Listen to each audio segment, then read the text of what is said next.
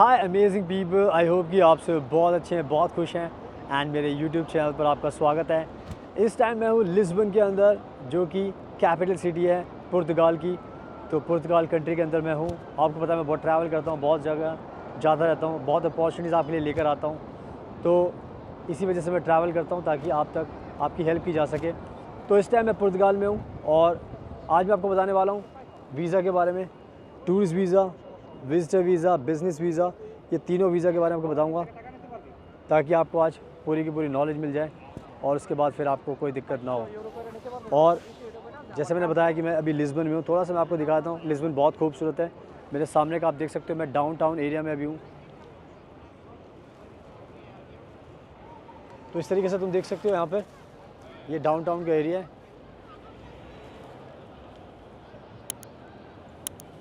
तो चारों तरफ मैं इसलिए दिखा रहा हूँ ताकि आपको मोटिवेशन मिले। इसके पीछे एक बिल्डिंग आपको दिखाई देगी और यहाँ पर इस तरीके से आप देख सकते हो ये बना हुआ है। सो दिखाने का मकसद यही है कि मैं इस टाइम पुर्तगाल में हूँ और मैं आपकी हेल्प कर सकता हूँ।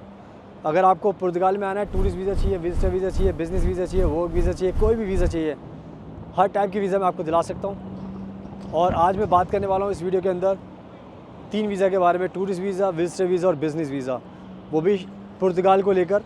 और तीनों वीज़ा मोरलेस सेम ही होते हैं, कुछ कुछ डिफरेंस होता है, वो मैं वीडियो में एक्सप्लेन कर दूंगा। बट मकसद यही है कि आपको बता सकूं और उसके बाद आप भी यहाँ पर आ सको, क्योंकि देखो दुनिया में बहुत कुछ करने के लिए, बहुत अच्छी ब्यूटीफुल कंट्री है पुर्तगाल। और यहाँ पर अगर आपको घूमने के लिए आना है, टूरिस्ट वीज़ा चाहिए, विजिटर वीज़ा या बिज़नेस पर्पज़ से आना है, तो आपको आना चाहिए, क्योंकि ये ज़िंदगी की मोमेंट्स होते हैं जो आप बनाते हो, जैसे मैं आपको दिखा रहा हूँ सब आस-पास। तो इस पूरे वीडियो में आपको अच्छे से एक्सप्लेन करने वाला हूँ, तो वीडियो को एंड तक देखना। और अगर आपको कोई भी वीज़ा चाहिए तो मुझे कॉन्टैक्ट कर सकते हो और इंस्टाग्राम मेरा फॉलो कर लेना, बिकॉज इंस्टाग्राम पे मैं बहुत ज़्यादा एक्टिव रहता हूँ। So without wasting for the time, let's get started. सुनाओ, अब मैं आपको अच्छे से एक्सप्लेन करता हूँ इस वीडियो के अंदर पूरा का पूरा process, tourist visa, visitor visa, business visa, वो भी पुर्तगाल का। एंड मेरी वीडियो देखने के बाद आपको पूरी नॉलेज मिल जाएगी। और जैसे मैंने बता दिया, दिखा भी दिया आपको कि मैं खुद पुर्तगाल में हूँ, तो मुझे सारी नॉलेज है। तो सबसे पहले बात करते हैं, अगर आपको कोई भी वीज़ा चाहिए तीनों में से, तो सबसे इम्पॉर्टेंट एक कॉमन चीज़ है, वो है आपका पासपोर्ट। देखो पासपोर्ट तो आपके पास होना चाहिए, और वो भी इसमें आपकी 6 मंथ से ज़्यादा वैलिडिटी होनी चाहिए। पहली चीज़ मैंने बता दी। दूसरी चीज़ सबसे ज़्यादा इम्पॉर्टेंट है तीनों वीज़ा के लिए, वो है आपका कवर लेटर। इसको आप स्टेटमेंट ऑफ पर्पज़ भी बोल सकते हो।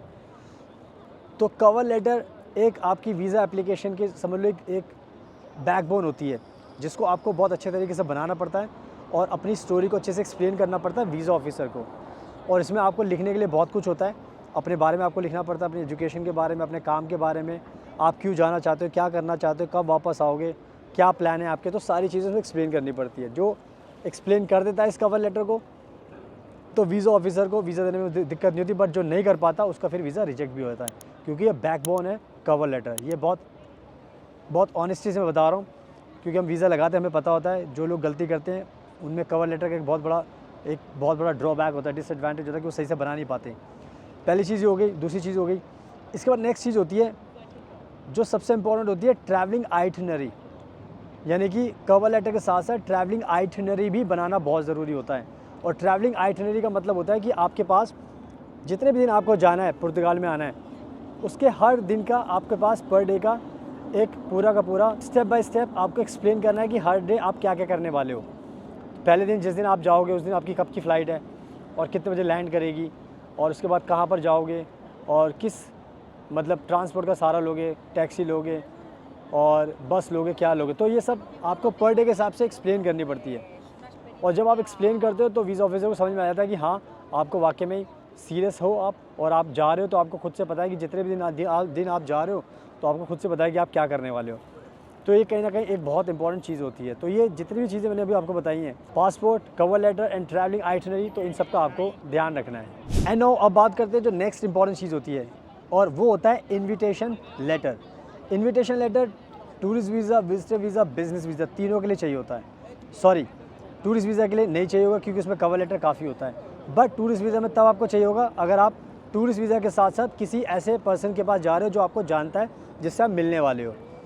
बाकी अदरवाइज़ बिज़नेस वीज़ा और विजिटर वीज़ा में आपको चाहिए होगा, क्योंकि विजिटर वीज़ा जब आप अप्लाई करते हो तो विज़िटर का मतलब होता है आप किसी को विज़िट करने जा रहे हो, तो उसके लिए जो भी आपको इनवाइट कर रहा है पुर्तगाल से, वो आपको एक लेटर लिख के देगा, इनविटेशन लेटर होगा। सिमिलरली बिज़नेस वीज़ा के लिए भी यही कंडीशन होती है। जब आप जाते हो तो बिज़नेस वीज़ा में किसी के साथ बिज़नेस की डीलिंग करने जा रहे हो आप, या किसी कॉन्फ्रेंस को अटेंड करने जा रहे हो, या फिर कंपनी फॉर्मेशन के लिए किससे मिलने जा रहे हो, कुछ भी आपकी बात हो सकती है, तो उस पर्सन से, उस ऑर्गेनाइजेशन से आपको फिर एक इन्विटेशन लेटर होना बहुत ज़रूरी है। तो आई थिंक मैंने बहुत ईजी समझा दिया। अगर कोई कन्फ्यूजन भी होती है तो आप कॉन्टैक्ट करोगे तो आपको अच्छे से और समझा देंगे। तो ये इन्विटेशन लेटर बहुत ज़रूरी है, इसका भी आपको ध्यान रखना है। अब बात करते हैं जो नेक्स्ट इंपॉर्टेंट चीज़ होती है, वो होती है मनी। मनी को लेकर बैंक फ़ंड की हमेशा बात आती है, क्योंकि बैंक फ़ंड एक प्रूफ होता है जिससे पता चलता है कि आपके अकाउंट में कितने पैसे हैं। तो मैं हमेशा बताता हूँ, कोई भी वीज़ा हो आपके लिए, tourist visa, visitor visa, business visa, 1 lakh रुपये तो मिनिमम चाहिए होते हैं। 1 लाख रुपये से जितना ज़्यादा होगा उतना अच्छा है, उससे आपका केस स्ट्रॉन्ग बनेगा और वीज़ा ऑफिसर को यकीन हो जाएगा कि भाई आपके पास पैसे हैं, तो आप जब आओगे पुर्तगाल में तो कोई दिक्कत नहीं होने वाली, आप आराम से अपना रहोगे और अपना आराम से वापस आ जाओगे। और आप विजिटर वीज़ा अप्लाई कर रहे हो या और बिज़नेस वीज़ा कर रहे हो, अगर आपका कोई जिससे मिलने जा रहा हो, अगर वो अपने फ़ंड शो कर देता है, अगर वो आपको स्पॉन्सर कर देता है, तो फिर आपको इस केस में ज़रूरत नहीं पड़ सकती। तो ये भी कहीं ना कहीं एक समझने वाली बात है।